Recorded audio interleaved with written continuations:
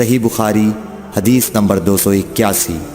حضرت میمونہ رضی اللہ تعالی عنہا نے کہا، جب نبی کریم صلی اللہ علیہ وسلم غسل جنابت فرما رہے تھے، میں نے آپ کا پردہ کیا تھا تو آپ نے پہلے اپنے ہاتھ دھوئے، پھر داہنے ہاتھ سے بائیں پر پانی بہایا اور شرمگاہ دھوئی، اور جو کچھ اس میں لگ گیا تھا اسے دھویا، پھر ہاتھ کو زمین یا دیوار پر رگڑ کر دھویا، پھر نماز کی طرح وضو کیا پاؤں کے علاوہ، پھر پانی اپنے سارے بدن پر بہایا اور اس جگہ سے ہٹ کر دونوں قدموں کو دھویا۔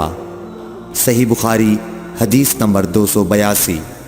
ام المومنین ام سلمہ رضی اللہ تعالی عنہ نے فرمایا کہ ام سلیم ابو طلحہ رضی اللہ عنہ کی عورت رسول اللہ صلی اللہ علیہ وسلم کی خدمت میں حاضر ہوئیں اور کہا کہ اللہ تعالی حق سے حیا نہیں کرتا، کیا عورت پر بھی جب کہ اسے احتلام ہو غسل واجب ہو جاتا ہے؟ تو رسول اللہ صلی اللہ علیہ وسلم نے فرمایا، ہاں، اگر اپنی منی کا پانی دیکھے تو اسے بھی غسل کرنا ہوگا۔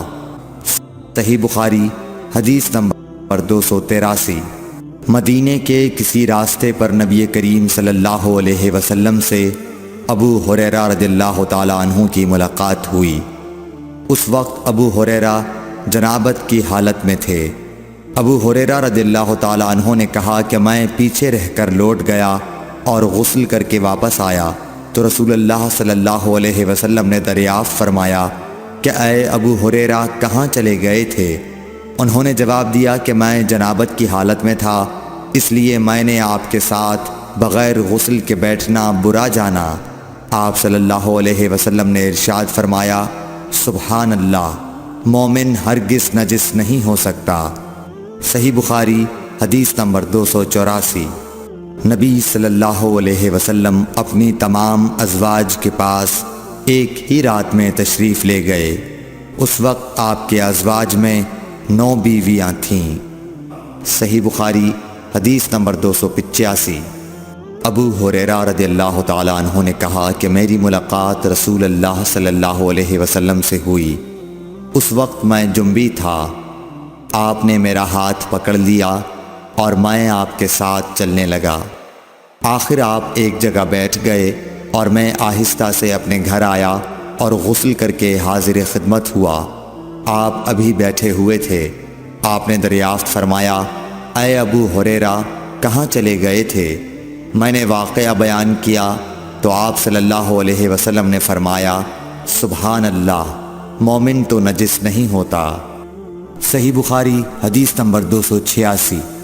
ہم سے ابو نعیم نے بیان کیا، کہا ہم سے حشام اور شیبان نے، وہ یحییٰ سے، وہ ابو سلمہ سے، کہا میں نے عائشہ رضی اللہ تعالی عنہا سے پوچھا کہ کیا نبی کریم صلی اللہ علیہ وسلم جنابت کی حالت میں گھر میں سوتے تھے؟ کہا ہاں، لیکن وضو کر لیتے تھے۔ صحیح بخاری حدیث نمبر 287۔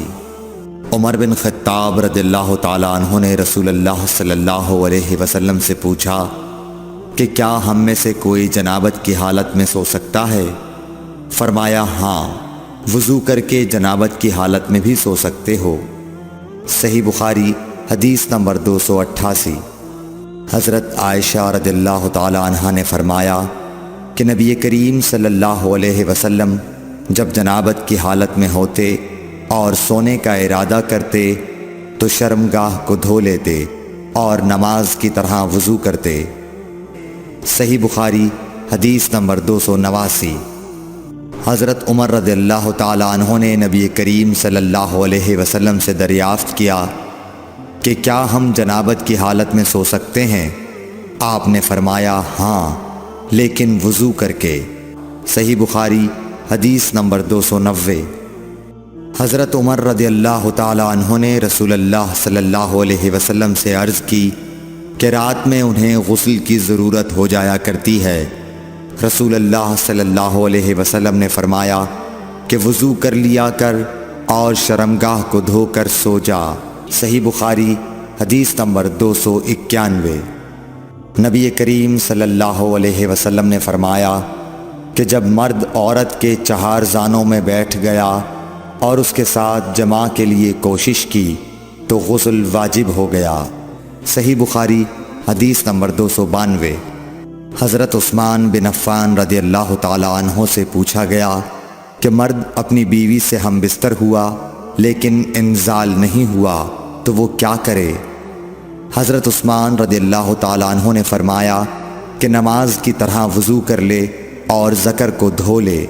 اور حضرت عثمان رضی اللہ تعالیٰ عنہ نے فرمایا کہ میں نے رسول اللہ صلی اللہ علیہ وسلم سے یہ بات سنی ہے۔ صحیح بخاری حدیث نمبر 293۔ ابی بن کعب نے پوچھا یا رسول اللہ صلی اللہ علیہ وسلم، جب مرد عورت سے جماع کرے اور انزال نہ ہو تو کیا کرے؟ آپ نے فرمایا عورت سے جو کچھ اسے لگ گیا اسے دھو لے، پھر وضو کرے اور نماز پڑھے۔ صحیح بخاری حدیث نمبر 294۔ حضرت عائشہ رضی اللہ تعالی عنہ فرماتی ہیں کہ ہم حج کے ارادے سے نکلے، جب ہم مقام صرف میں پہنچے تو میں حائضہ ہو گئی اور اس رنج میں رونے لگی کہ رسول اللہ صلی اللہ علیہ وسلم تشریف لائے۔ آپ نے پوچھا تمہیں کیا ہو گیا ہے؟ کیا حائضہ ہو گئی ہو؟ میں نے کہا ہاں۔ آپ نے فرمایا یہ ایک ایسی چیز ہے جس کو اللہ تعالیٰ نے آدم کی بیٹیوں کے لیے لکھ دیا ہے، اس لیے تم بھی حج کے لیے افعال پورے کر لو، البتہ بیت اللہ کا طواف نہ کرنا۔